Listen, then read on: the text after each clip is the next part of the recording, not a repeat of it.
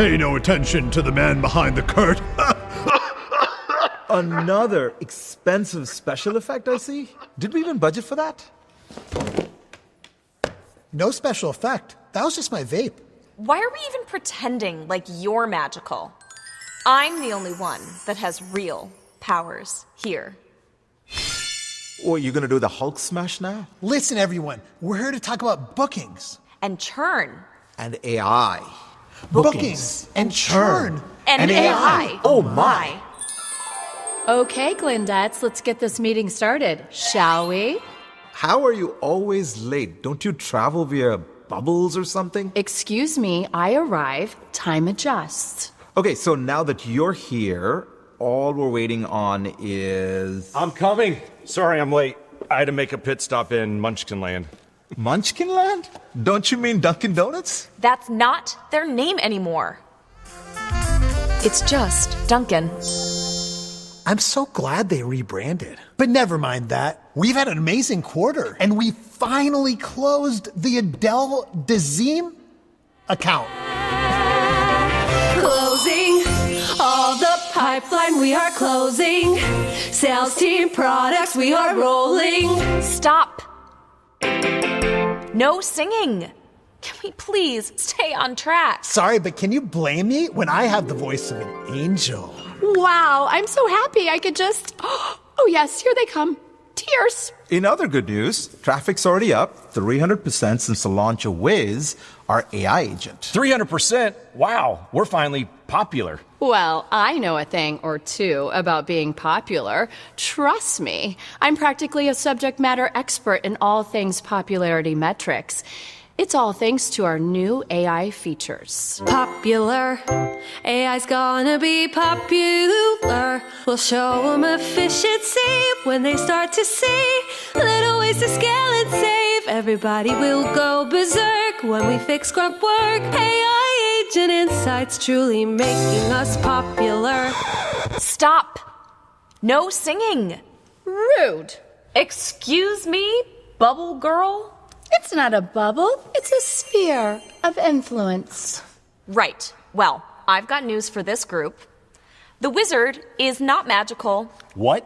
Not magical? He's just been making use of our AI capabilities in secret. What are you talking about? Wiz, we thought you were the magic all this time. Let's not get into all these details. I think what we can all agree is AI is a superpower. AI is a force for good, and it's not gonna take over the world. AI is so easy, like even a scarecrow could do it. No, I wasn't talking about you. Finally, I feel so happy. I could sell. Well, you can't spell spell without sell. It's time to try an agentic strategy. It's through AI we can gain our sanity, and we can bring churn down.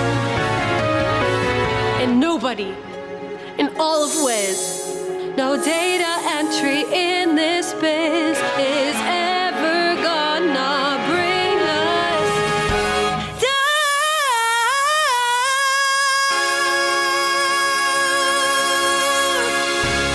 Ugh! Stop with the singing. This meeting is never going to end.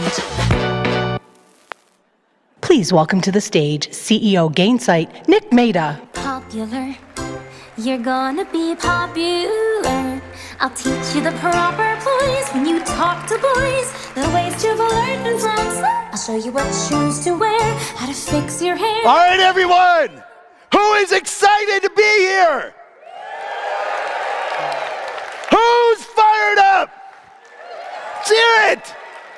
And who is ready for our amazing fireside chat with the one and only Glinda, Ariana Grande? Give it up for Ari.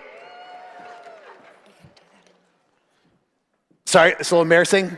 I've just been informed that we don't have any budget for Ariana Grande. Thank you, 2025. So I will be performing the entire soundtrack of Wicked myself. You're welcome. But welcome not just to Pulse 2025 and not just to the Wicked world, but welcome to the city of Las Vegas. First time in Vegas for Pulse. And in Vegas, if you see a Tin Man, a Scarecrow, and a lion walking down the street, it's like the 100th weirdest thing you'll see tonight. So this is the perfect place for the magic of Pulse and the magic of Wicked. And welcome to Pulse, especially if this is your first time here. We really want you to have an amazing time. It's not just a conference, we're gonna talk a lot about that, but for me, it's truly my passion. I know it's a passion of a lot of people at Gainsight. I see a lot of alumni here as well, and it's amazing to have you all here. So one of the things I do at the end of every Pulse and every other event we do at Gainsight, whether it's a dinner or a big conference, whatever, is I ask people the same question every time.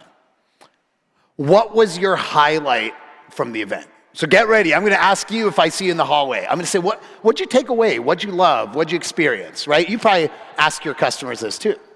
And I always expect answers like content, speakers, CEO wardrobe, and we never hear any of those. That's never the highlight.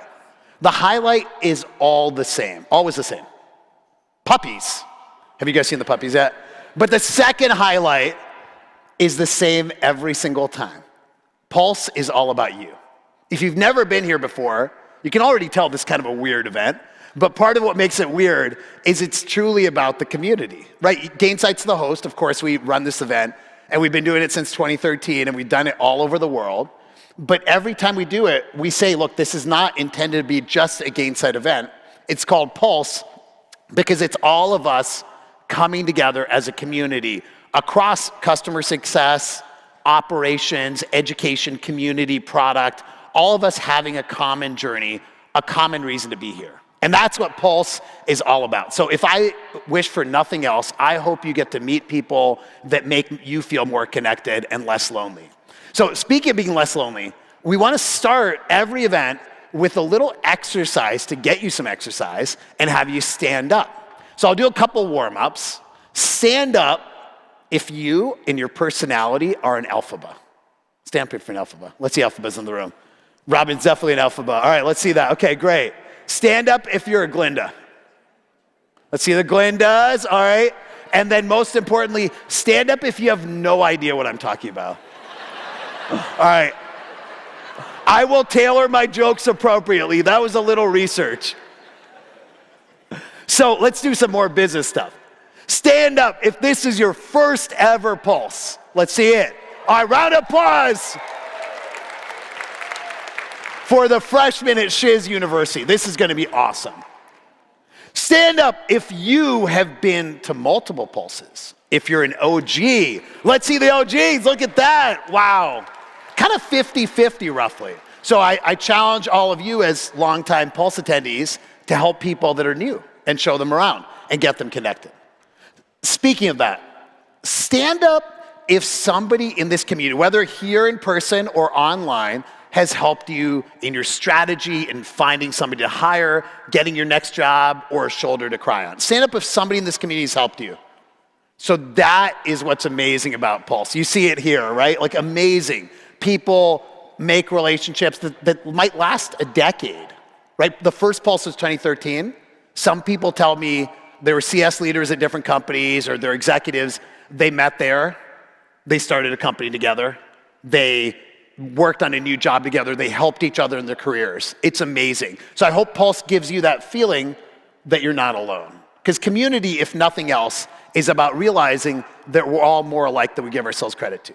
So speaking of that, stand up if you've ever been a CCO like our amazing CCO, Brent, and ever had one too many munchkins and crowned yourself the Dunkin. Are there any Dunkins in the room? Let's see, no Dunkins. Okay, that's fine. Brent, you're the only one. You get no contest.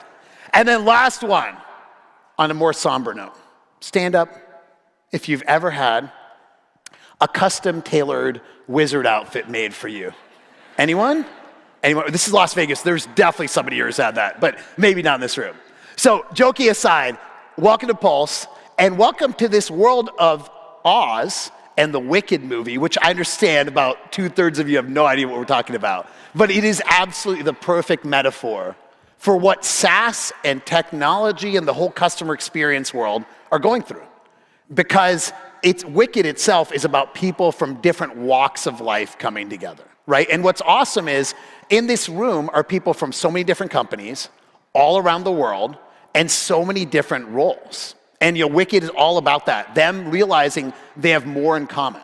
It's also about the costumes and the pageantry and the music, so it just is a absolutely perfect metaphor. So whether you understand and seen the movie or not, it's gonna make a lot of sense as we go through this, because we are truly a community coming together.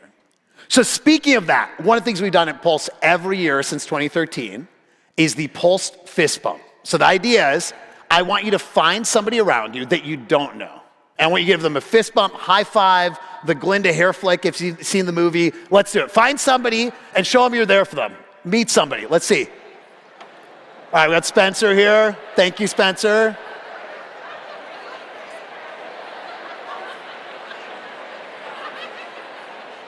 All right. Sweet. Okay. All right. So hopefully you've built a new relationship, a new friend, a new colleague that you can connect with throughout this event. It's going to be great. And it's really important more than ever, because as much as this event, we promise, is going to be a lot of fun, and you're going to feel like you're not alone, a lot of people, when they go back to the office, they feel a little more alone. It's if we're step out of the pageantry and the joy and all that, it's a tough time right now. I mean, that's like the reality. You go on LinkedIn and you see people looking for jobs for a long time. I am fortunate enough to connect with a lot of them and try to hear their stories and help. You see companies doing downsizing. Your teams are wondering, what's AI gonna mean for me? And so Pulse is not just about community, it's about all of us forging the path forward.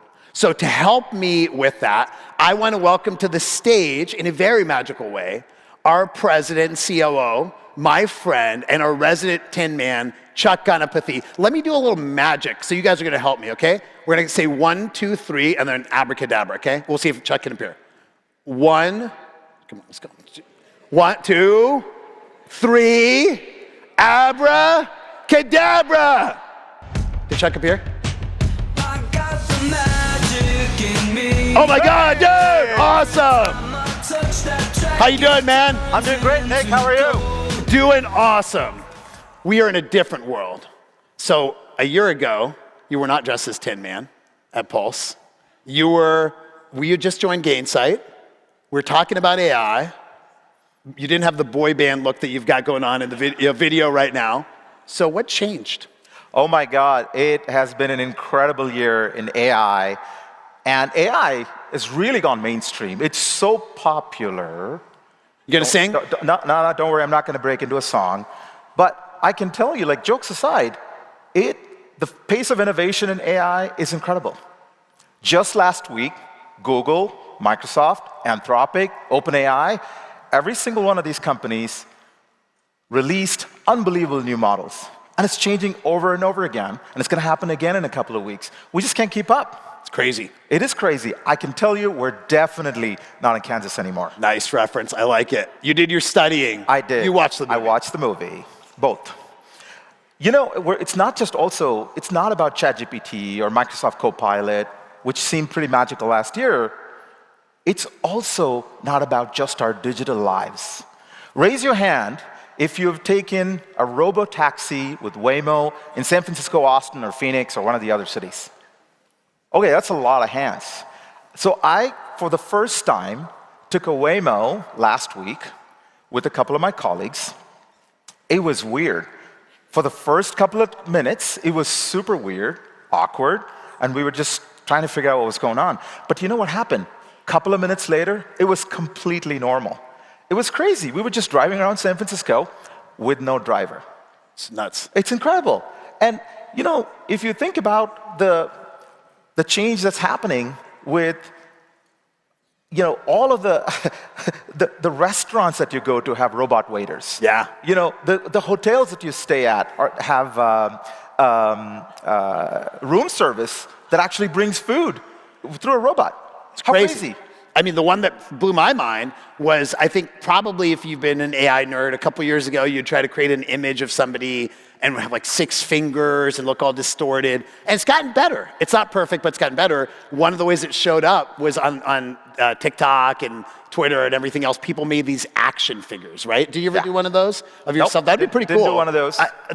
It made one for me, which I think is reasonably accurate. There's the book, but there's like cheesy, flashy shoes, and that's not realistic, right? AI's got a long way to go. Not at all. No. And I wouldn't be surprised if you're going to be able to 3D print one of those action figures for yourself. That's coming pretty soon. It's coming soon. It's funny. It's like AI is climbing out of our computers into our physical world.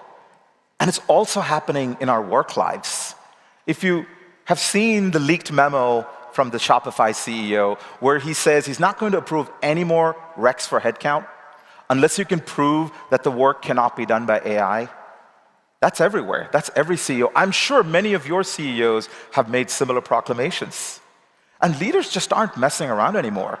They are fundamentally rewiring companies. That's right. And in some ways, it really shows that the world's changing, but it also creates a lot of pressure. Because all the CEOs writing all the memos, by the way, I think they wrote them all through ChatGPT. It's like the same memo every time. Of course. What does it do for all of you? What it does is many of you, if you're vulnerable and honest, which is what Pulse is all about, and you drop your guard, you might feel stuck. Because on one hand, for many of you, and definitely at Gainsight too, customers want you to do more. They want more advice, best practices. They have more org changes. They want more value. They want more price discounts, right? They want all of that. And your company is saying, and especially your CFO, with less. Do more with less. Has anyone ever heard that phrase before, right? And does anyone like that phrase? I don't think most people do. And the question is do more with less just the road to everyone having to work harder and harder every day? Or is there a way to change that? Well, it's happening to each one of us, I'm sure, in your functions as you think about customer success. If you're in customer success, you're being asked to support more customers with fewer CSMs. If you're in education, you're being asked to create more courses and deliver more training with fewer curriculum developers and instructors. If you're in R&D, you're being asked to develop more features with fewer engineers. And finally, if you're in the community space, you have to now manage more discussions with fewer moderators. I mean, how are we supposed to do all of that? So it's tough. That's the empathy that I think all of us, if we're honest, need to have for each other. Is as much fun as it's going to be here in Vegas, it's hard. It's really hard. And the question is, how do you move forward? Because extra budget's not coming, and customers aren't going to get less demanding, I don't think. Yeah. So what do we do? Well, I'll tell you that ChatGPT and Claude and things like that, I mean, it's a very common one, I'm sure, for this audience. They are just the beginning, right? And everyone in this room, hopefully, has used ChatGPT or Claude or Gemini or something to write an email or summarize a document. 2 years ago, those were like magic. You think about it, right? It was like, wow. And now it feels like a party trick. It is. And if you really want to get beyond the card trick, which was ChatGPT, what is the real magic? It's agents. And that's what we're here to talk about today. And agents are everywhere already. You're probably using it and you don't even know it. For example, if you have used ChatGPT and you clicked on the deep research button, that's an agent that was developed by OpenAI. I use deep research. It's like having your own PhD level intern. You know, I used it to plan my summer trip this summer. I used it to do some shopping for, of all things, a robot vacuum. And maybe I'm guessing you used it to do research and buy those shoes for shopping? AI is not there yet. They're not. They got to work on it a little. Okay, actually, you can probably train deep research. All right, we'll do it. Let's do it. Shopping for shoes, right? So, you know, my other favorite agent that I use every day, I'm not sure if you all have tried it, is a Spotify DJ. And it's just listening to your music, it's discovering new music that you might like, and just trying to nail your vibe. And you know, my kids are also using agents. They're big users of Duolingo, and now they have an AI coach, an AI tutor that's teaching them French. It's everywhere. It's amazing, right? And it's happening everywhere. And the idea of agents in our personal lives is they're helping us. They're not just giving us answers, they're doing things for us. And when you think about the world of do more with less, We need agents to do work for us that's not the work that's high value. So how do we get there, Chuck? Like, that's what we want to talk about today. So, of course, using the analogy of the Wicked movie, which, by the way, I should explain is kind of sort of an alternate take on Wizard of Oz, the original movie most of you have seen. In Wizard of Oz, there's, of course, this thing called the Yellow Brick Road, right? And we want to share with you the Yellow Brick Road map. Did you see what I did there, Chuck? That's pretty good, right? I like that. To the Agentic Future. How do we build a roadmap together? Not about Gainsight products. How do we actually show the world what's possible? So every year at Pulse, we like to show something that might be like a playbook or a recipe, or in this case, a roadmap that you can take a picture of, share with your team. And whether you're a Gainsight customer or not, use this as a framework to align what you're doing. And this, we think, could really help companies move forward. And there are a lot of parts to this, right? So, absolutely. So there's a lot. So let's take us through it. Yeah, last year we used generative AI to help us with things like writing emails, maybe making them a little less passive aggressive. Yeah. Also, meeting preparation. Those are pretty useful things that generative AI was able to do. But like you said, that was last year. It feels pretty basic now, no more magical. Like, it's just part of how we work.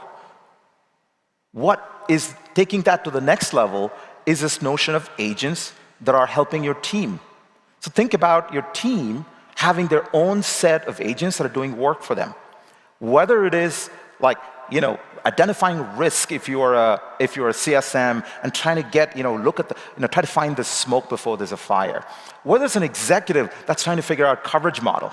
And whether, are you over-investing in some customers and under-investing in some other customers, and how you can balance that out. These are team agents that I think are radically going to change the productivity of our teams and our executives. Well, when we talk about do more with less, it's not just about you having agents, it's about your customers getting their own agents. Because we all know a lot of our customers want to do things on their own, but they don't want that depersonalized, robotic, self-service experience that was pre-AI.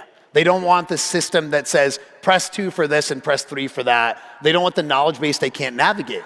So what if you put agents in front of them that can help educate them better, can help actually build a more vibrant community and help drive self-service? And the final stage of this journey is what we call autonomous agents.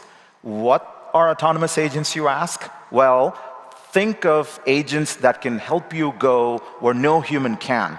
Think about your long tail of customers with small ARR. It's simply unscalable and uneconomical to throw people at that problem. But what if you could clone your best CSM and have that CSM work for every single one of your customers, no matter how small? And that is the power of autonomous agents. You can train them, you can set specific goals, you can set the ground rules, and they just go to town, whether it's improving adoption or chasing renewals. So what does it look like when we get to Emerald City, which is at the end of the roadmap there? What does it look like when we're leveraging agents to their fullest? What's it look like for all of you? So let's talk about that. Yeah. Number one, so you look at it for a success person. So many of you are CSMs or managing CS teams. We all know that we think success is about outcomes and alignment and strategy, and so often it's troubleshooting, writing emails, summarizing things, right? Creating PowerPoints. And so a success person with agents could move from constantly being reactive and doing those diving saves, which are necessary but no fun, to truly driving value. A product person, which there are folks here in the room, and many of you have product colleagues, they can move from the world where it just feels like you're in a treadmill of feature after feature, and you can never think about, are people really using that and getting value? The folks in customer education in the room, which is a bigger and bigger contingent for us, they can go from a world where it feels like I'm just constantly creating new courses and trying to force people to take them, to a world where every one of your customers wants to be educated. And then finally, the community people in the house can move from a world where you're doing so much manual work, right? Writing posts, moderating, to truly connecting people together. And that's the future of agents. That's the power of agents. Absolutely. What does it mean, though, most importantly, for your customer? Your customer's on this journey together, obviously, right?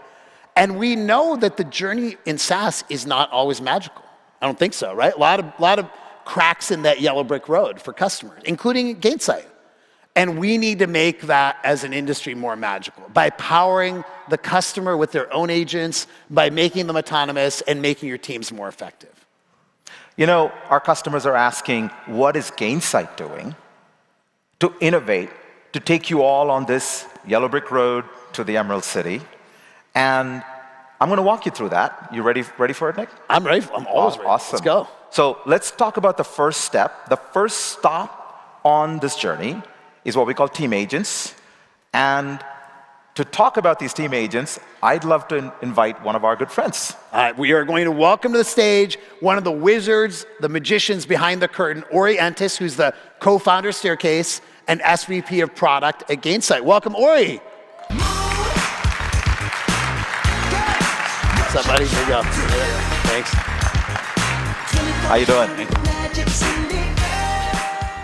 Ori, welcome. Thank you. So great to be here. Wow, look at this packed room. Amazing. So we met actually about a year ago, right before Pulse in St. Louis last year.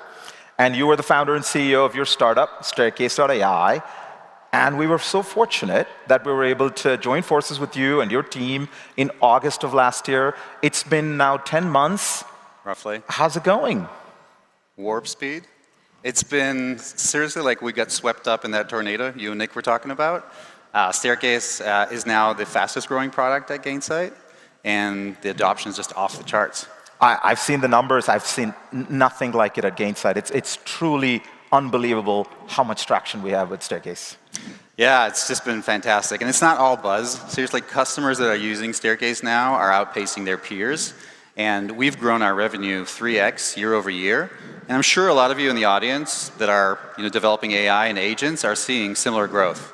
Absolutely. I'm sure many of you are finding this kind of growth in your agentic products as well. So I think we're very excited to see what this is about. But first, what is Staircase? Well, I'm really glad you asked.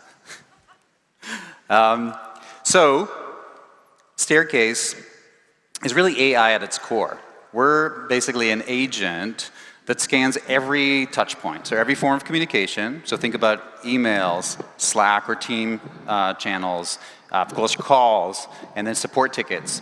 All that's being analyzed in real time by our AI, and then it basically shows you things like looming risk, hidden sentiment, potential for upsells, cross-sells, things like that, and it pushes it wherever you are, in an executive dashboard, as an alert in Slack or Teams, or as an email.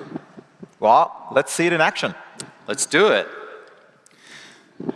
So, just before we go into the demo world, short safe harbor pit stop. And basically, we're going to show you today a bunch of different demos that are including real-life available product features today, and mixed with some roadmap magic. And like magic, things could change, so just bear with us. And with that, I'm going to step into the magical demo world. So step in with me for a moment. I'll be an executive or a customer success executive for a company called WizWide. And WizWide, like many of you, manages its customer base with Gainsight technology, including Staircase. And one of its customers is a company called Oz Enterprises. A bit uncanny. So, with that, we're going to step into the world of demo. And what I did receive is a Slack alert from Staircase notifying me of a potential issue with this customer.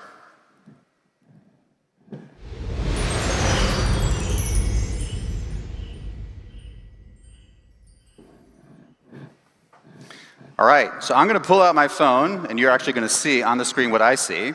And what I got is a notification from Staircase that basically has identified a potential problem, an email that the decision maker at Oz Enterprises has sent to one of the CS folks. And basically they're complaining about lack of value, low adoption, some stuff that I'm sure many of you hear from your customer base every so often. This is actually quite disconcerting, and I can kind of scroll through my Slack feed to understand what's happening overall with my business. As many of you are, you're probably very busy. You don't have time to log into your computer. So being able to do it all in your mobile is great.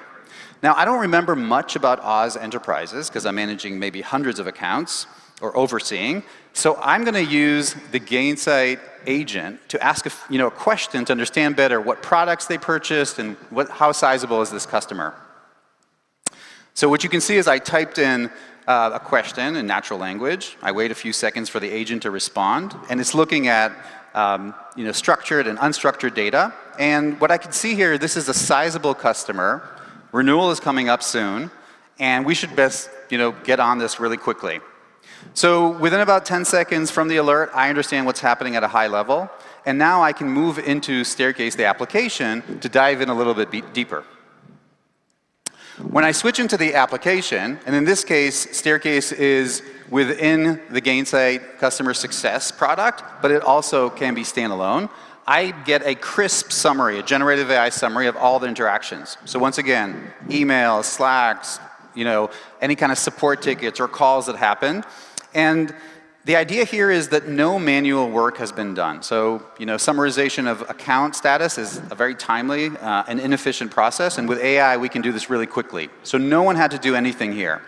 If I scroll down a bit, and I'm a visual thinker, so assume most of you are as well, I can basically get a timeline view of this account's journey.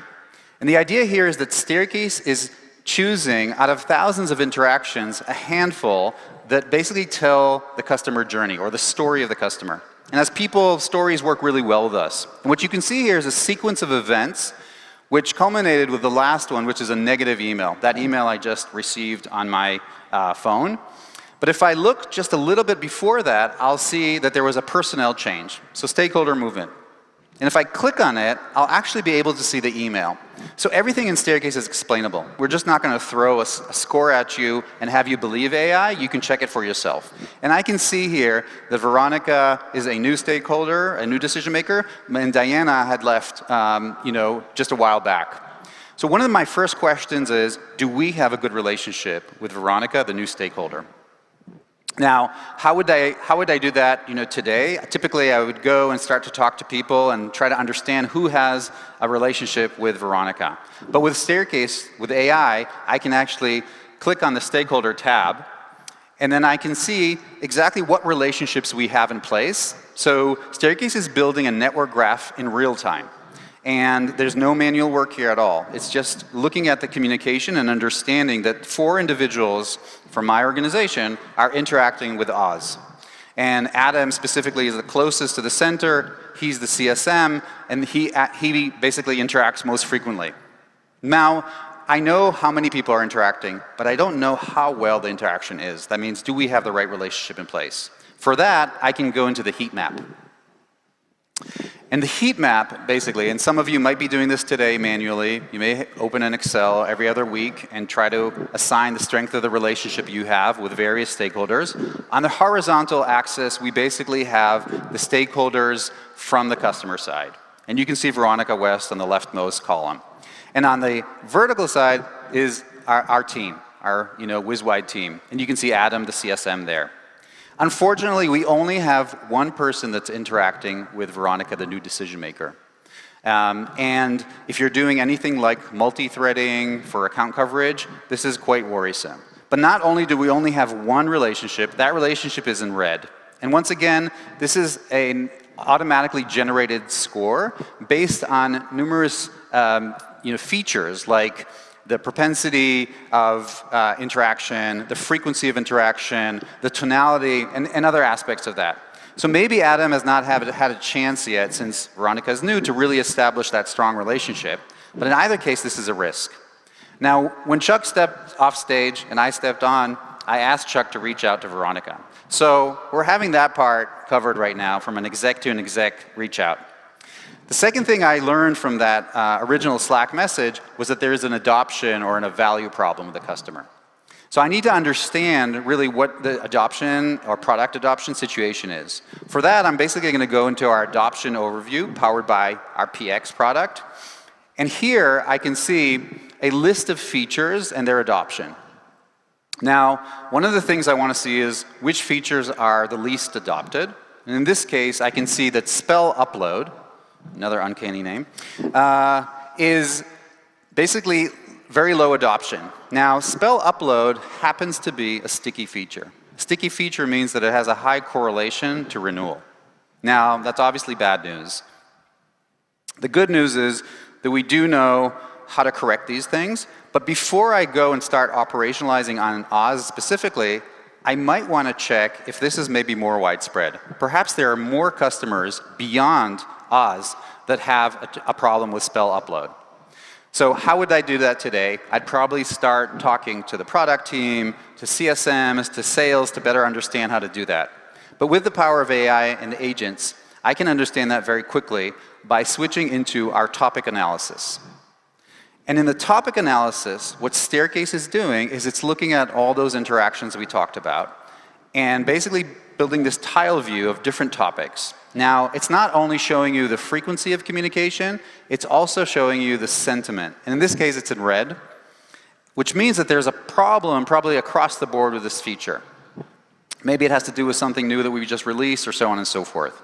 Now, how am I going to dig into what's happening? Once again, I'm going to use the power of AI, and I'm going to basically query Ask Staircase to understand better what are the issues with this feature. So I'm asking Ask Staircase, and what it's doing is it's looking through all the communications across all the customers to try to understand those key themes. And one of the themes, the top one, is basically a challenge of training and guidance. Okay, bad news is we have a problem. It's a little more widespread than Oz. Good news is we have the tools and we have the knowledge of how to correct this. And further down the keynote, we'll actually talk about how to engage in the learning and enablement side of things. But just to summarize for a minute, from the moment I got that Slack notification, could be on Teams as well, I basically was able to understand what's happening with this account without having to talk to anyone on the team, or you basically waste people's time. I was able to dig into the two aspects or the problems with this account, one of them being a relationship and one of them being a product adoption, but then also understand that we have a more widespread one. So I can also solution in a more efficient way. And that's the power and the magic of agents.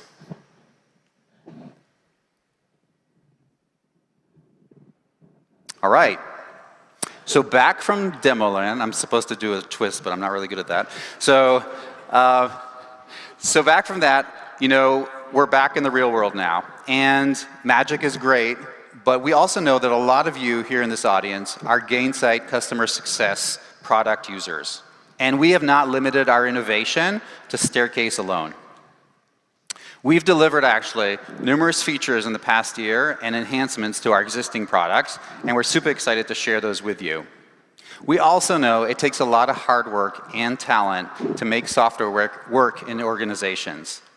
And I'd like to ask all the admins in the audience to stand up for a moment.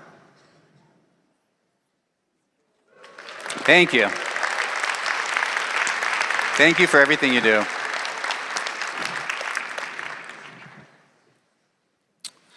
So, we're not stopping there. Today, we're actually releasing two new features, or they're actually out. You can actually go and turn them on the minute this keynote ends. So, we'll start with Spaces, a long-awaited feature. There was a lot of feedback and suggestions we had to incorporate. It's live. You can turn it on. It's a way for you to basically share or create a portal to your end users. You could share tasks and success plans and so on. We also have Copilot, basically our AI agent where you can ask in natural language questions about structured or unstructured data about your customer base and other topics, and get that both in Slack and in the Gainsight customer success product. Group Send, another awaited feature where CSMs can now send to multiple customers, with single-handed, like a very efficient way of doing that. And then we have two features that have recently been released. I know that post-publish edits at JO is long awaited, a way for you to adjust your audiences in kind of in real time in the JO campaigns. And I'm hearing some clapping. And Last but not least, the #1 requested feature from our community, which is timeline edits. So go and turn them on. Okay, I know you're excited about all these releases. I am too. But I'm even more excited to welcome our guest speaker here with me today. It's a innovator, a longtime Gainsight customer, and I'd love you to welcome onto stage Angel from Rockwell Automation.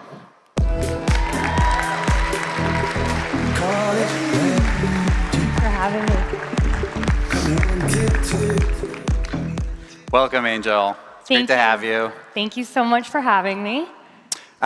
Angel, you've been a Gainsight customer for 13 years? About 13 years. That's amazing. I think this is my 10th Pulse, so incredibly excited to be here. And I'd love to ask you, having seen Gainsight kind of evolve over the years, what are you most excited about from the most recent releases and features we came out with the Gainsight Customer Success product? Yeah, one of the things I love so much about Gainsight and the way we work together is it feels like it's really built for the everyday use. It's helping us execute things like Journey Orchestrator, Renewal Center. These are things that my CSMs can truly live in every day and have better, more in-depth interactions with their customers because of it. So I think my favorite thing is just everything you all keep releasing are things that we've asked for as customers and things that our CSMs are asking for as the day-to-day users. That's so great to hear. Let's switch for a minute into Staircase. Yeah. And I'm sure there are a lot of you in the audience that say, okay, this looks really great, but what does the implementation look like? And how do I get through privacy and security because it's AI and all that stuff? We'd love to hear, firsthand from you. How did that go? Yeah, so we started our journey with Staircase right before the acquisition, actually. So we were sort of independent customers with Staircase. And I think, I get asked a lot about that experience. And our biggest struggle in the beginning was just getting our InfoSec team to pay attention to us. There's so many people coming with new AI and new requests that it was really just getting that conversation. But once we did, and I have to say, Adam, David, Joanne, a few people on our team were out there relentlessly on top of getting InfoSec to talk to us. And as soon as they did, it was actually a really smooth experience. You guys were there, Staircase was there, Kate was helping us navigate that, and we were able to pass. And I actually just saw, we even just got our European team, our EMEA team live. That's fantastic. So once we got that, the InfoSec approval, which again was pretty quick, we were able to get fully up and running in 7 days. And we are a 120-year-old company with over 100,000 unique identifiers. So we're not talking some little undertaking. We were able to move really fast in a really large environment. That's fantastic. So any of you out there, there are probably not too many companies that are 100+ years old, but it's impressive that you're embracing AI so early.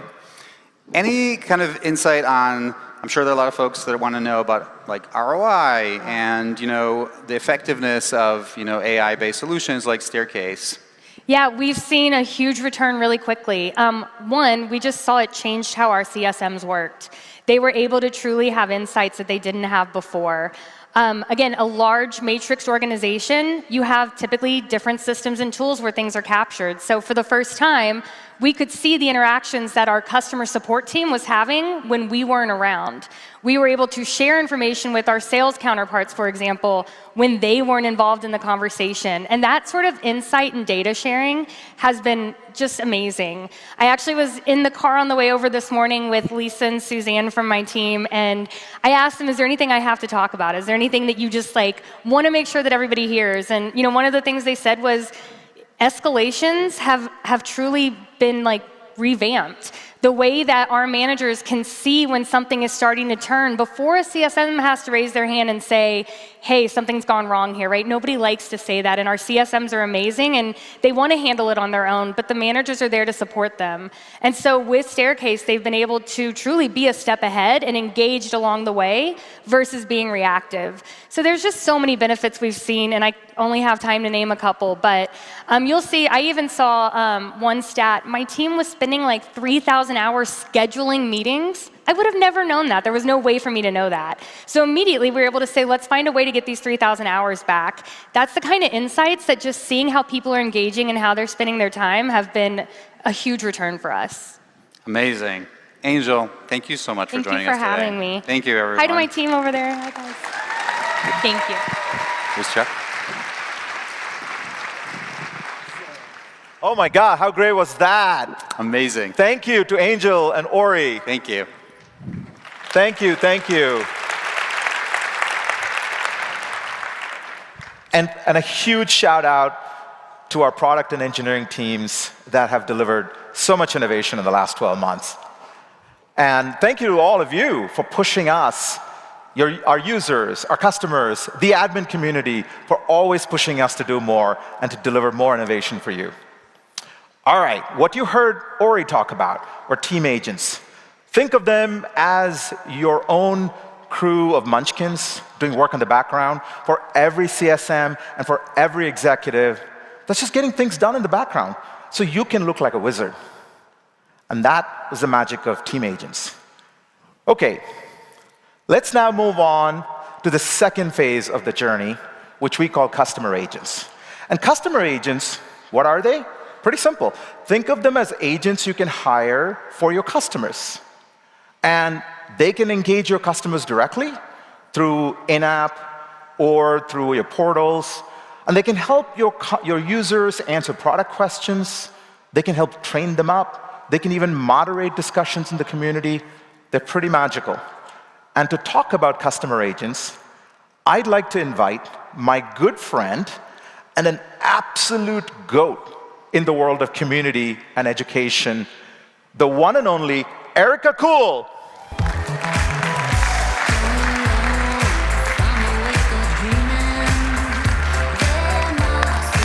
Welcome, welcome, welcome, Erica. Thank you. It's so great to see you again. We met in 2006 when I joined Salesforce, but you had already been at Salesforce for many years prior to that. You joined in 2002. I think you were employee number 176. That's right. When they were still a small startup, right? That's exactly right. 2002, joined as an instructor. And that really, while I was in the classroom, is really when the idea of building a community for me was born. And it's really always been in my roots with the connection of learning and community together. So, all the way back to when, you can see the flashback to the 90s retro community right there. So it's been in my roots from the very beginning. Absolutely, and I remember the Salesforce Idea Exchange. I think we bought a company called Crispy News or something. Yeah, that's exactly right. That is kind of an amazing thing, actually, to start a community right from the start with a democratized feature request process right from the beginning. It's pretty special. So that was it was a really exciting part. Yeah, and you built one of the largest B2B communities and academies in the world. Yeah, I mean, it's kind of amazing. It started with millions, and I thought that was it didn't start with millions. It evolved into millions, and then it really was, I thought that was a huge success. But then it came together with Trailhead, and that is really when the magic really took off. You got community, you've got learning, Trailhead, Trailblazer, and I think that's escape velocity right there. And after Salesforce, you started a very successful advisory business, consulting for some of the largest brands in B2B, and we were so lucky to acquire you and your company just a few weeks ago. Yeah. So congratulations. Yes, thank you. This is day 16 for me, less than a month, but I've been a huge fan of Gainsight for years. Being able to bring Gainsight to my clients, getting to build up a repertoire with all those different strategies and processes I brought from Salesforce has been a lot of fun. So yeah, it's been great. But enough about me, Chuck. There's a lot of other things that are going on. There are some other acquisitions you're super excited about. Same day as me, we acquired ModerateKit. ModerateKit is so awesome. It is a community AI moderation agent, and it helps community managers scale. I mean, why wouldn't we want that? Love it. And how about another acquisition that you're super excited about? Yeah, just a little other acquisition. This one's pretty exciting. This is SkillJar. So SkillJar to me is really what tipped it over the edge for me. Yeah, you should clap. Yeah, so this is pretty exciting. So before we jump into that, I want to have everybody that is a SkillJar employee. We have a lot of SkillJar employees here today. Or if you're in the learning space as a learning leader or an academy owner, anyone in the education space, could you stand up for us?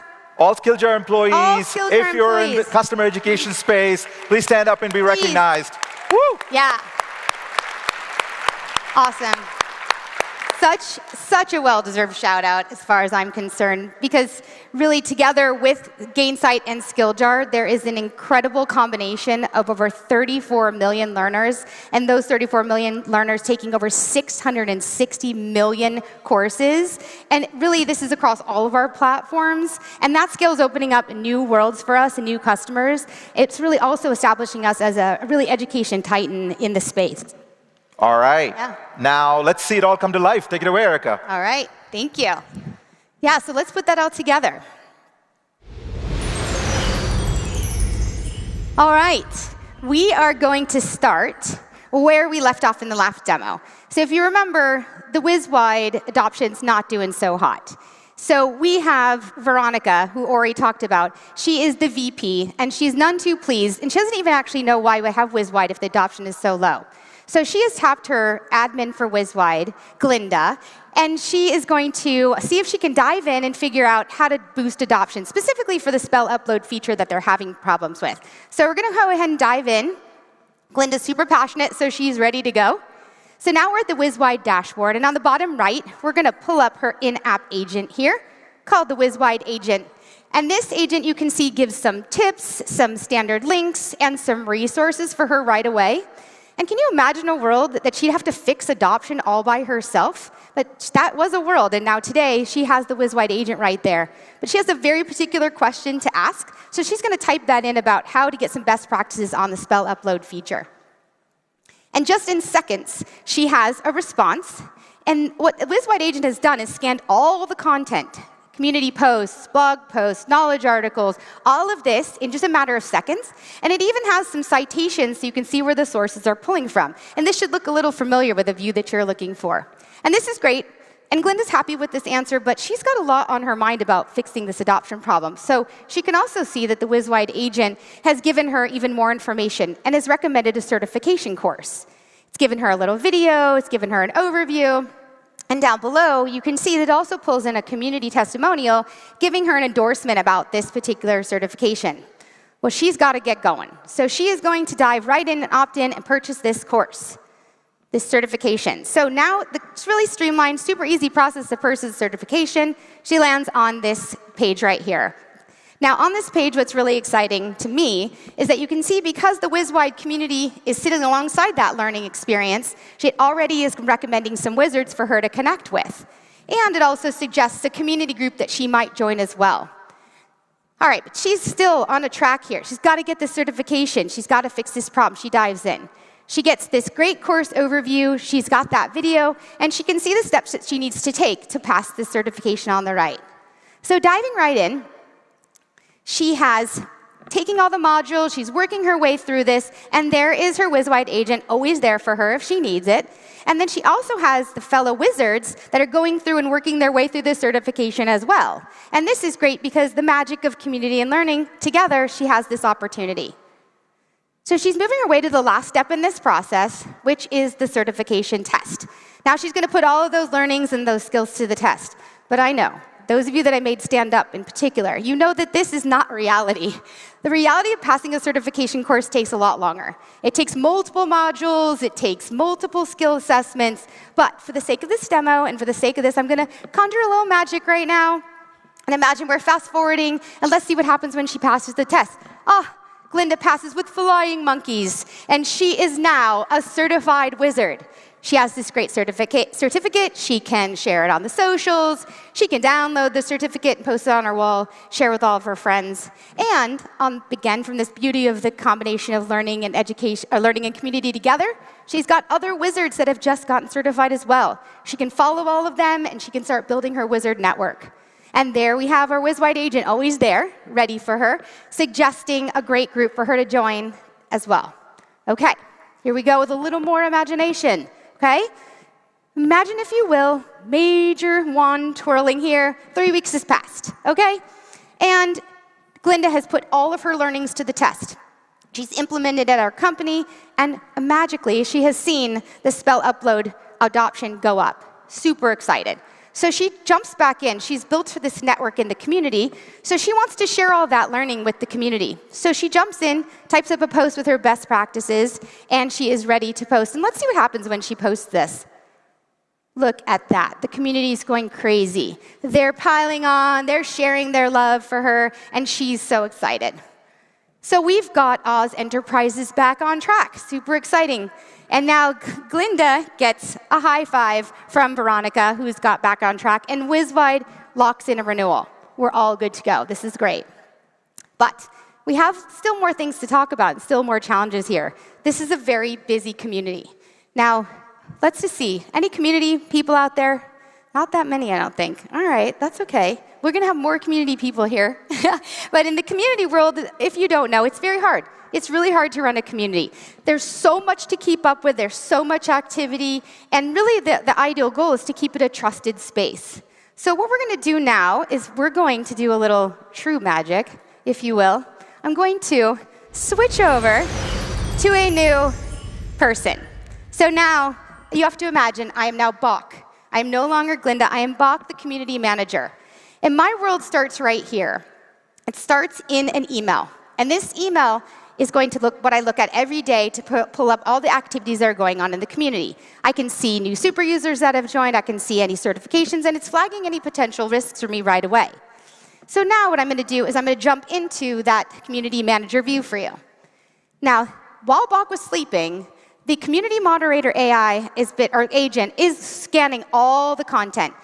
It's using the WizWide's code of conduct, and it's actually figuring out and deciding what it should flag. But it doesn't just flag posts. It flags harmful unwanted promotions, it flags harmful content, and images. So it's doing all of that. What we can see here is there is a harmful image here. It's got some harmful spells that we do not need on our community. So with one click, we jump in, we read through the details, we get some information about what this is and whether we should have it. And you know what? We don't need any harmful spells on our community. So we're going to go ahead and trash this post. But it's not just about spam. Moderation goes beyond that. Moderation is also about activity, running your actual community. So it can highlight those super users for you, and it can also show you, look here, we have these 6 people that became certified just like Glinda. And so the agent right here is making a recommendation and saying, you should badge these people. You should celebrate their success. So you can go ahead and do that too. So it does all of this. And now, what would have taken Bach hours actually takes him minutes. And really, that is what we're doing, is we want to give Bach time back to actually connect with his customers and create content that engages and empowers those customers. And that is the magic of agents.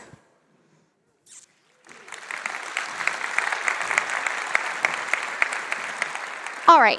Now, I'm sure you think what I just showed you is all demo magic, but I promise you it's 100% real. But you don't have to trust me. You're going to trust someone else, Adrienne Poole, who is the Senior Director of Education from Klaviyo. She's going to share how community and learning are a strategic part of their vision. And if you don't know about Klaviyo, real quick, they serve over 150,000 customers globally, and it's a B2C CRM that helps customers personalize their experience across the entire customer journey. I would like to welcome Adrienne Poole. Hey.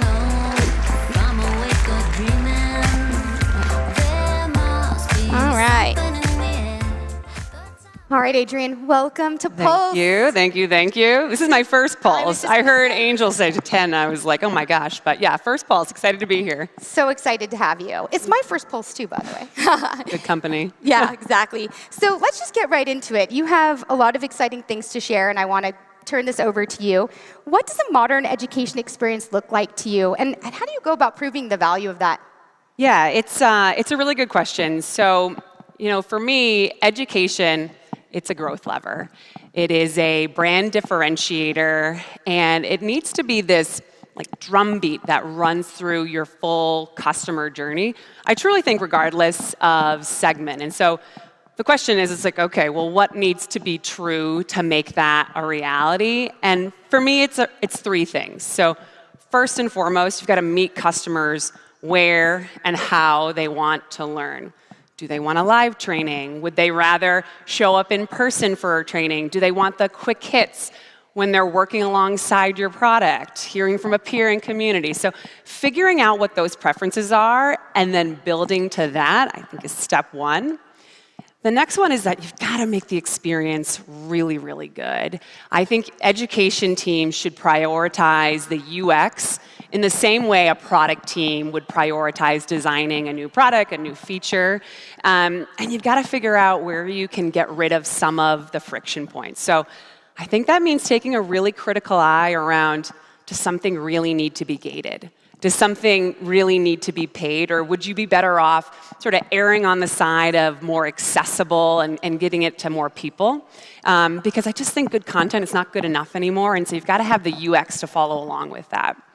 And then the final thing I would say is that you've got to kind of build with business impact in mind. So moving past surface level metrics, such as like course registrations or membership growth in isolation, and figuring out how you tie that to, are folks who are educated, are they retaining at higher rates? Are they churning less frequently? Do the users themselves actually see more success with your product? So how can you tie that to business kind of impact and results? I think that makes the shift from being a learning team to really a go-to-market partner. Because at the end of the day, customers, they just want help. They want guidance, they want inspiration, and they want it in a way that works for them. And so I think when education is doing its job, it is not standalone, it is intentional, it's accessible, and it's really this orchestrated ecosystem that makes it modern. I love the customer focus. It's so amazing. One last question for you. Okay. Talked about this modern education experience. How does community play into your strategy? Yeah, well, first of all, I love community. And when we started our community a couple of years ago at Klaviyo, we had one main goal. It was, how do you create a scalable support channel that customers actually want to engage with? And that foundational layer, that still matters to us a lot, and it's working really well. But it's been exciting to see how it has evolved over the last couple of years. It is now where we are going to roll out new product features, get feedback on our beta tools. It is where we are sharing customer successes. It's where we're sourcing customer success stories and kind of interesting ways people are using Klaviyo. And then most importantly, it's where we're connecting brands, both digitally but also in person when we're showing up in cities and through our Klaviyo Connect events. And I think one program that has been really instrumental in this evolution is our Champions program.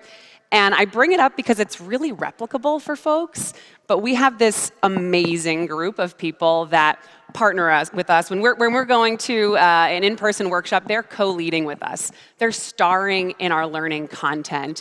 They're helping shape our roadmap. They're the ones we call when we're going to roll something out to the customer base and we want to figure out if there's anything that we should consider. And it's just a really good reminder that some of the best experiences that people are going to have with your brand do not come from you as a company. They come from the people who are living it, experiencing it. And I think if you can bottle that up and weave it into the customer journey, that to me is where community really shines. It's amazing. Can we clone you? I have a bunch of you. Thank you so much, Adrian. That was amazing. Thank you very much. All right. Incredible. Thank you. Thank you, Erica Kuhl and Adrian Poole. Rhyming last names. I think I'm going to break out into a rap. All right. So we are now headed to the final stop of the Yellow Brick Road. And that is what we call autonomous agents. And to talk about autonomous agents, I'd like to welcome to this Pulse stage our Chief Technology Officer, Prem Parameswaran. Come on in, Prem.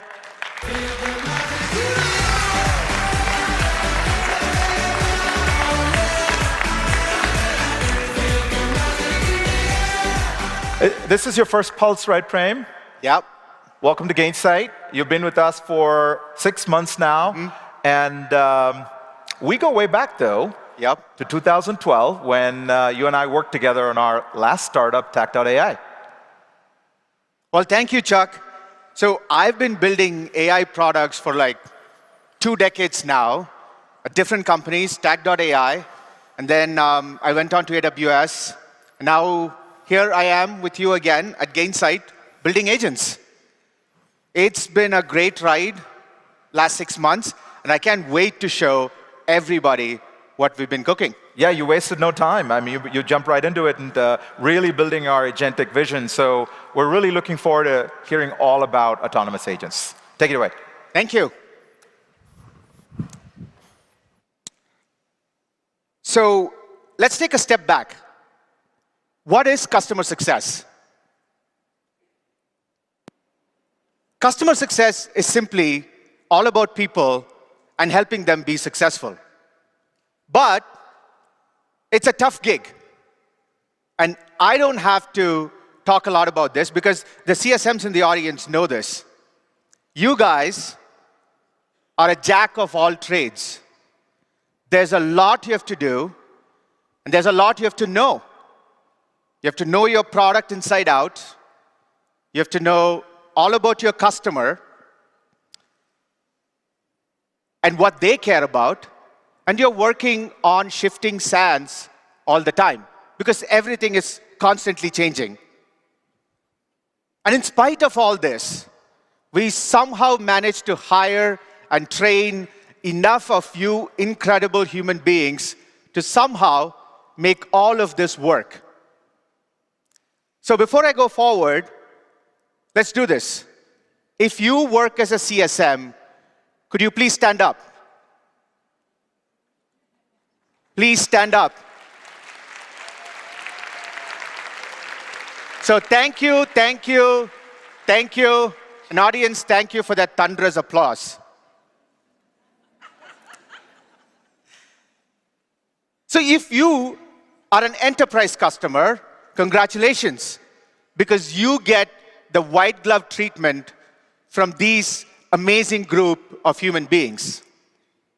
But what if you're in the long tail? And the long tail is huge for many companies. 10,000 customers, 100,000 customers, and some of you here even have 1 million customers in your long tail. What about them? I mean, we can't afford to hire thousands and thousands of people to give the same white glove service to our customers in the long tail. So what do? Well, we try our best, right? We have digital motions. We do scaled customer success. But the truth is, if you pull the curtain back, it's just a bunch of overworked individuals working with jerry-rigged tools. You know, somewhat like the wizard, struggling to keep the illusion going. And there is no magic there. So, you can't hire your way out of this problem. Is there a way out? Well, until recently, there wasn't. But today, with agentic technology, we think we can solve the long tail problem at scale without hiring thousands and thousands of people.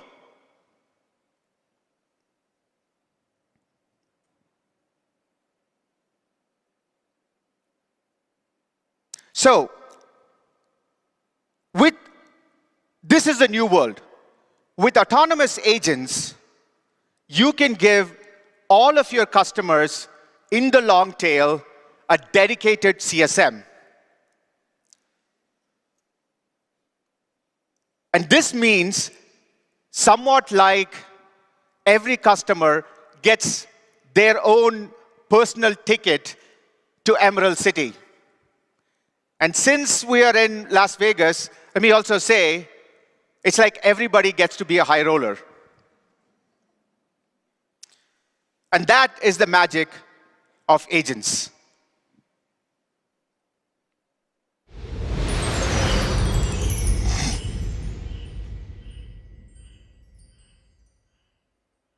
Okay, we're peeling the curtain back right now. Let's remember, we're still talking about WizWide Technologies, and Munchkin Metrics is one of their customers.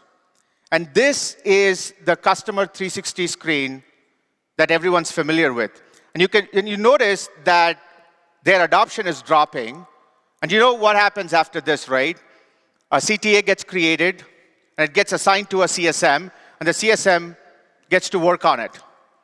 You start by gathering all the information that's needed, look at all the support cases, figure out what the problem is, come up with a solution, and then maybe look at your support documentation, refer to your playbooks, maybe even create a Loom video, a custom Loom video, and then you package all of this up into an email, add a little bit of your personal touch, and send it to the customer.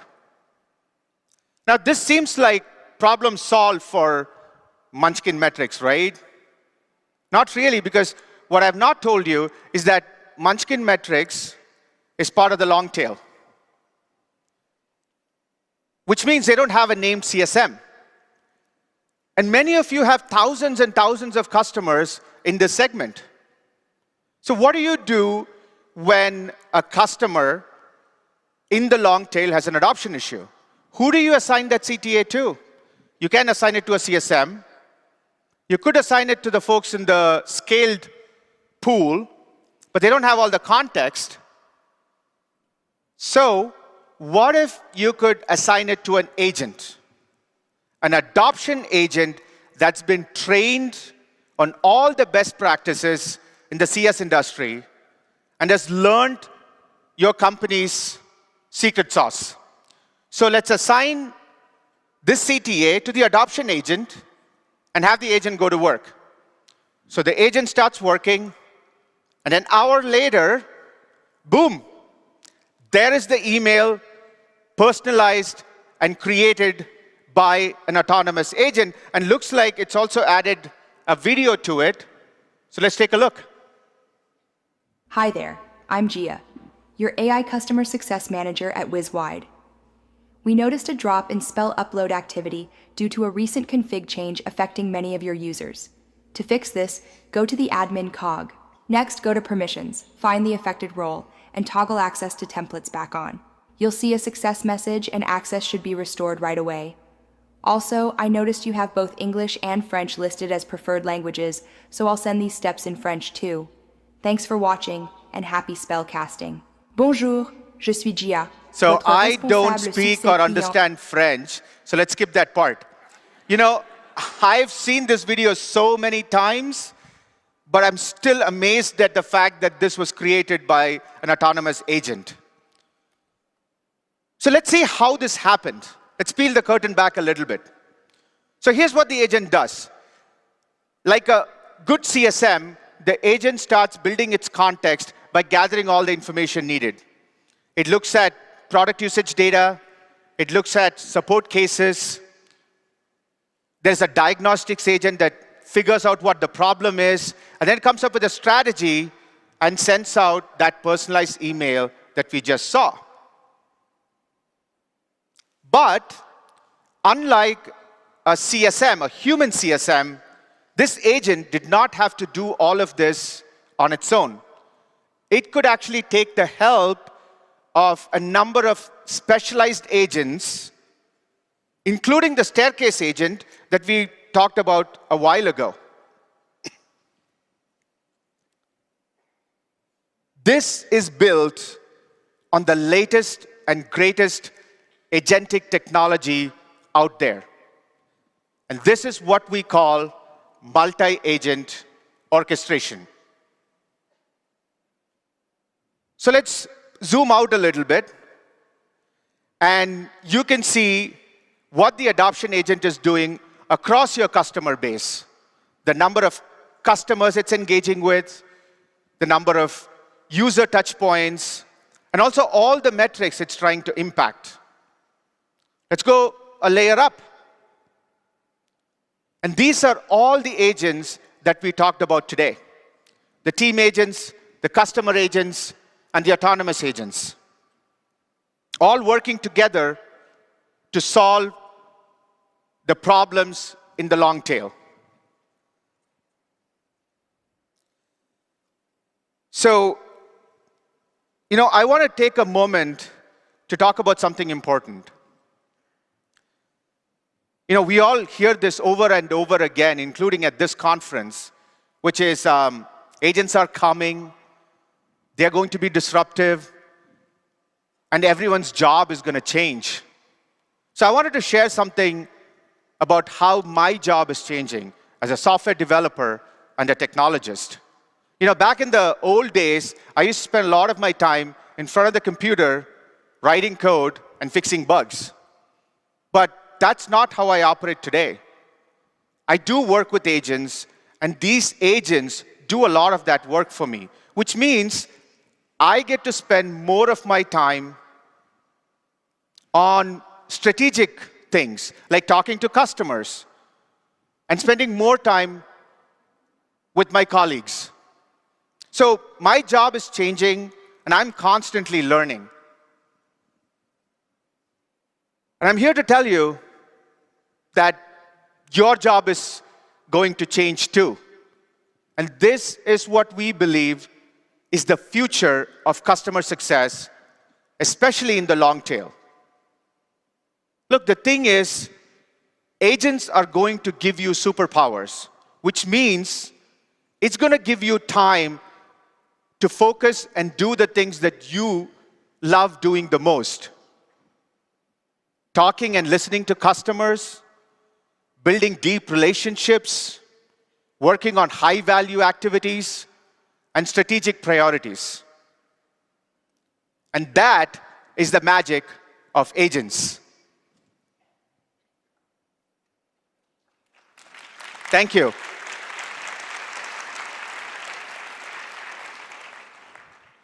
And with that, I'd like to invite on stage Brian Smith, the Global Vice President.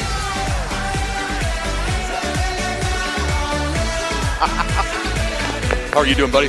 Good, good. Good. Thanks for coming, Brian. My pleasure. Welcome to Las Vegas. I love Las Vegas. Welcome to Pulse. I love Pulse. You've been here before? I have in Oakland. This feels a lot safer. And you were in a breakout session? Yes. Many things. All right, before we start, I wanted to ask you something. Yeah. When I told people that I was going to be on the keynote stage, I got a lot of advice. People said, oh, you got to, wear this. You got to look at everybody in the audience and don't keep your hand like this. Any advice that you got? Did you talk to anybody? I talked to my kids. Talk to your kids? I did. I have two great kids. Charlotte, 10, Dane, 7. Dane was just in the President's Day show at his school. He was representing Abraham Lincoln. And I said, Dane, I'm going to Vegas. I got to talk to there's a lot of people here. Any advice, dude? And he's like, Dad, don't talk about history. Everybody knows what happened already. Everyone knows that Abe is honest. You got to talk about the future. They don't know about the future. So I think that's almost, I don't think he knew he was a philosopher. So what the folks don't know is we had a whole other icebreaker planned, and then we were at dinner yesterday, and he was telling random jokes. And when he said this, we just broke out laughing. How simple kids think. Don't talk about history, Daddy, because everybody knows what happened. That's right. So let's jump right in. Let's do it. So DocuSign, at the scale that you operate, it makes total sense that you guys are leaning into agents because that's the only way you can think of providing great service and improving it for the millions of customers that you have, right? Yes. We are really excited about what the AI revolution and movement is doing. Agents specifically, we've been talking to you guys a lot about renewal agents. The CSM agent demo you just did was fantastic. And the two are very much connected together. Customer success meet revenue, revenue meet customer success. If you don't think about the full journey, then you're missing one of the biggest, most important parts of automating as much as you can. But it's not about how do we do this more efficiently. It's more about how do I give more hours back to the team to do more higher value activities. How do we change outcomes? That's amazing and refreshing because what you're saying is that there's a lot more that can be done, so you need the hours back, right? And actually, that goes right into my next question, which is, when we started working with you, we talked about a lot of agents, and you guys jumped on this renewal agent. And I thought it was a non-obvious choice. Do you want to share with us, how you went about making that decision? Yeah, so DocuSign publicly stated has 1.7 million customers. We have a very, very, very long tail. And we started this journey about 18 to 24 months ago with a real focus on trying to figure out, again, how do you get your high-value resources, your people, to be doing more high-value work? How are you changing outcomes? And so we started by looking at location strategy, where are we hiring people, what does our resources look like? And that became a big hub down in Brazil, Sao Paulo. We then started looking at auto renewal and making sure that we had a strategy around that. And we just rolled out and released self-service renewals, so through the PLG motions. So this isn't a new story. This is a continuation of the journey that we've been on, and it's all about getting to better outcomes. So it's interesting, you talked a lot about your team. So I'm sure people in the audience wants to know, like when your boss decides to buy agents, like how do you think about the team, and what impact do you think it had on them? You know, we got questions at the beginning. Why are you moving jobs out somewhere else? Why are we doing self-service? And I told them every single time, don't be afraid. This is part of the strategy. It's not about replacement, it's about job enhancement. And so how do we create those hours? So I think the team, you guys were nice enough to give them a link. They may be watching live right now. This isn't about anything to be scared of. This is just a continuation of the same journey that we've been on. Yeah, actually true. You've shared the link today with your team so that they hear firsthand about what you're talking about. So actually, let me ask you a question about DocuSign. So we've been working quite closely for a while now, and we know that you guys are not just buying agents, but you guys are an AI-first company too, and you guys are doing some fantastic stuff. So what are you most excited about the AI that DocuSign is building? Yeah, so I've been at DocuSign for over 15 years now. It started as signatures, and people loved it. They bought their houses, they bought cars, they financed their houses, they signed permission slips for their kids to go at school. But that's kind of become normal. What we've noticed is you got to create a contract, you need to sign it, and you need to manage it. And the other two extremes of the creation and the management is actually more complex than the signing process itself. So we just announced at our conference last month our first AI contract agent, Iris. So we are on the same journey that Gainsight is on right now. You know, the truth is, you and I can keep chit-chatting for the rest of the keynote. No, we're going to be out of time. But I do want to ask you a last question. I'm sure this is on everybody's minds, which is, you guys are like very, very forward with this stuff, right? Like you guys are on the frontier of this. But there's a lot of hype out there. There's a lot of scary stuff too. But as folks that have gone through this journey with us, what would be your advice to folks that are thinking about this? Fairly obvious, but it's worth saying, embrace it. It's going to be a game changer, and if we're not in front of it, meaning the business owning it, we get to create the narrative right now. And really, it's low risk. Try things, have fun with it. I think we're in the next 12 to 24 to 36 months of where we go with agents and artificial intelligence is going to change everything. I'd like to be in charge of what that change looks like. Embrace it, and I think that we're going to learn a lot of things on the way too. We're just at the beginnings of this, and I'm excited for where we're going. Awesome. Thank you, man. I appreciate you guys having me. Yeah, thank you.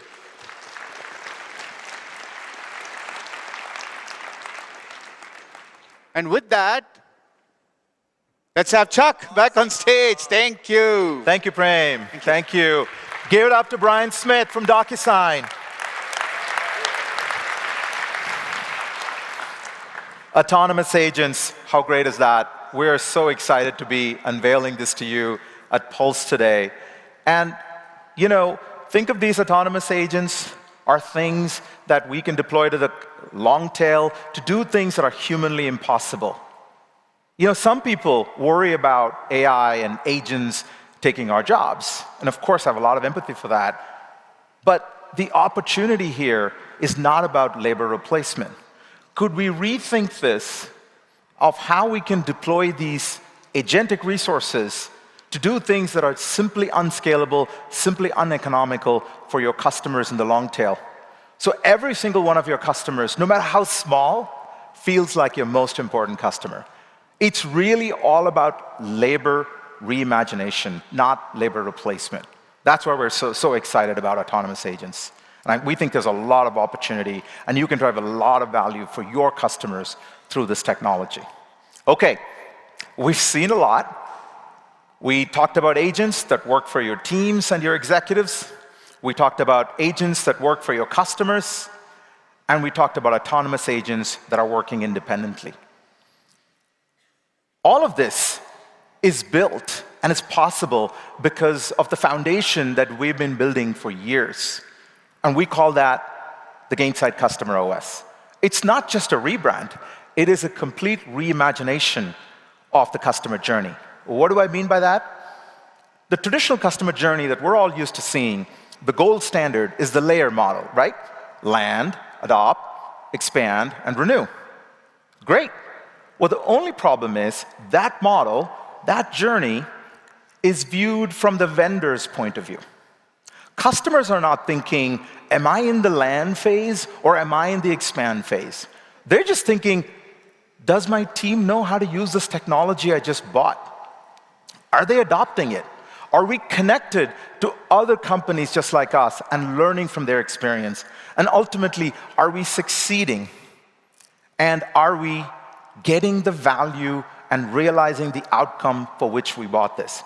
And we call that the new customer journey map that is viewed from the customer-centric point of view. Learn, adopt, connect, and succeed. And our products at Gainsight are aligned to that. Skilljar for learning. Gainsight PX for product adoption. Customer community, our Insighted technology for community building. And of course, last but not least, the Gainsight Customer Success Platform to drive more success for your customers. That is the customer success or customer OS platform we're unveiling. And we're super excited to be supercharging all of these applications with the Atlas family of agents that you just saw today. These are not just one-off demos. They are a new generation of agents that have been purpose-built to orchestrate your customer journey from onboarding to outcomes. And with that, all of this, and the post-sales journey is possible because of the work that our teams do every day with our clients. And to talk about one of the most transformational projects in the history of customer success, I am super excited to invite two amazing superhumans that have just completed deployment of the largest customer success implementation in the history of customer success. Please welcome Thorsten T. and Tony Ponte from SAP.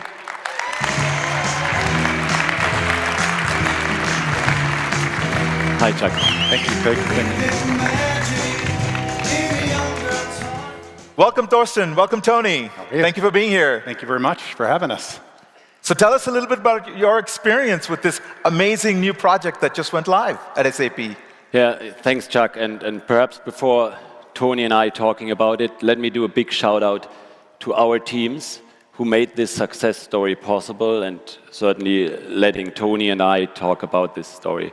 And as you said, talking about personalizing the journey for 1,000 of customers is already hard work. Now imagine you have more than 440,000, of which 80% are small or mid-sized companies. And we knew we couldn't do it the old way.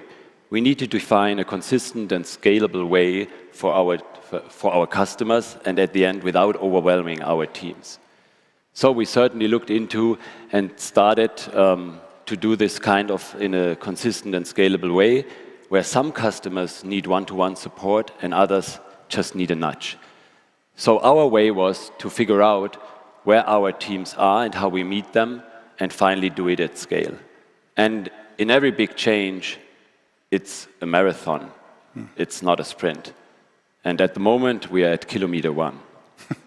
Kilometer, or in the US, that would be it might be in miles. It might be 1.6 miles. 1.6 miles, I guess. And let's be honest, the technology, as you're seeing, is pretty cool, right? It's really amazing. But in order to drive the transformation that we're driving, it's really about the people. right? We really got to stay focused on how do we make sure we're providing the best services for our customers, and we're using our internal teams to make sure that they're given the right amount of feedback and they're giving us the right information from the beginning of the implementation through to make sure we're implementing the right things, people know what they're doing. A lot of cool technology. AI is pretty interesting. We're really excited to see how AI is going to help us standardize and enhance our processes and do better at what we need to do to support our customers. Was the deployment perfect? No. My gosh, it's been 9 months-ish with about 300 people. But I think the thing that made it successful is we were aligned around a common vision to go live around a certain date. We had a fantastic partnership between the IT organization, the business team, our Gainsight teams. It's a fantastic journey. Yeah, and 9 months, 300 people deploying this technology to over 25,000 users in over 40 countries. I mean, I've never seen anything like this. So huge congratulations to you and your team. And, obviously you've talked about transformation at scale. What have been the biggest learnings thus far on this journey? It's a couple learnings, right? Transformation is huge. We had to do a couple different things. We had to make sure we got the processes right. It's basic blocking and tackling, right? How do you make sure you get the processes right so people know what to do? And then you look at how do you make sure you're standardizing. We had to get the data right. And hats off to the Gainsight and the SAP team, Business Data Cloud, getting the data right, getting the processes right. That was step one so that we could standardize. And then to harmonize is the second component. This is kind of the heart, if you will. Standardization being the brain, harmonization being the heart. We had to go across multiple regions, around the world, multiple products to really make sure that we got things going right. We had to make sure we harmonized the processes. Common terminologies, CTAs is our new favorite word. How do we make sure everybody understands how to use the product to drive it across the geographies, across the solutions? Yeah, and certainly we speak about separation of duties. We talk about standardization, harmonization. Tony's job, he did perfectly, and now we're talking about the IT job, which is about automation. And when we talk about automation, certainly we are talking about AI, the courage to let AI do the heavy lifting and certainly let our teams do the high value and the human work.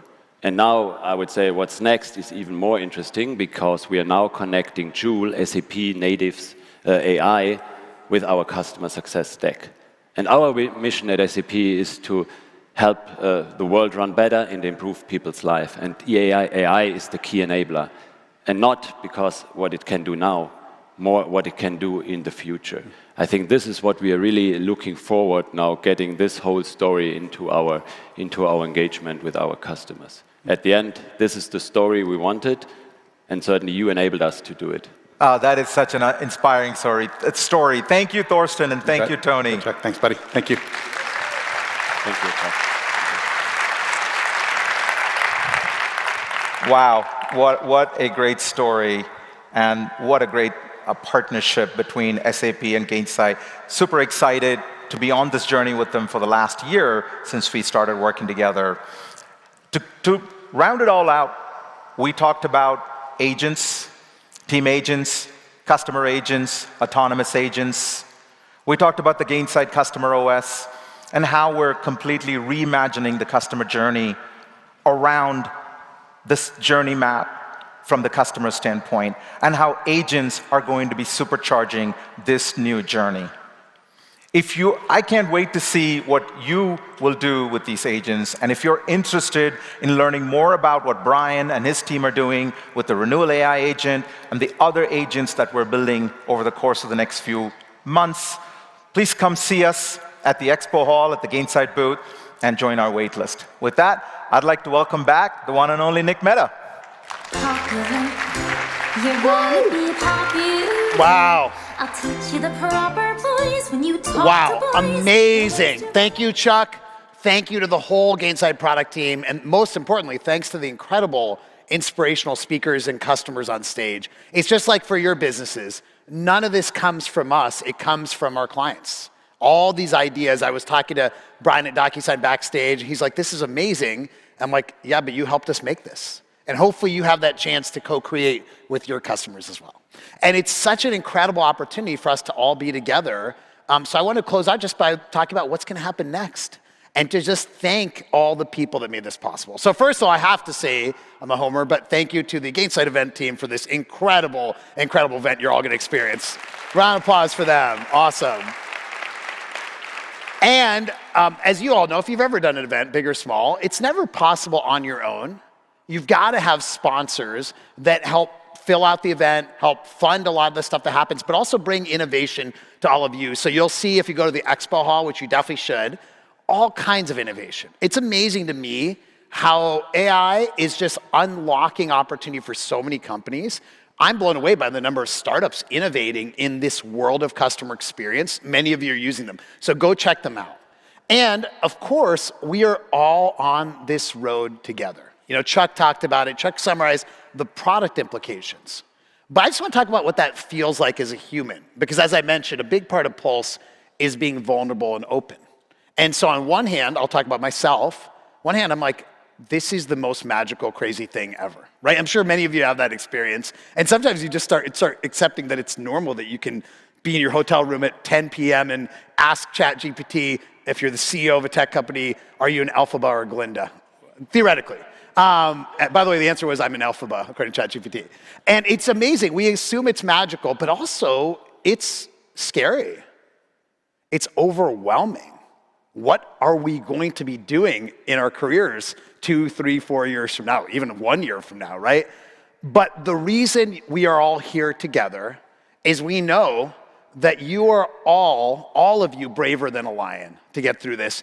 You are smarter than a scarecrow, and you're here because you have more heart than any Tin Man out there. So I am so excited for you to love Las Vegas and love Pulse, because what you'll see is for the next few days, there is no place like Pulse, and we are not in Kansas anymore. We're in Las Vegas. Enjoy. See you guys.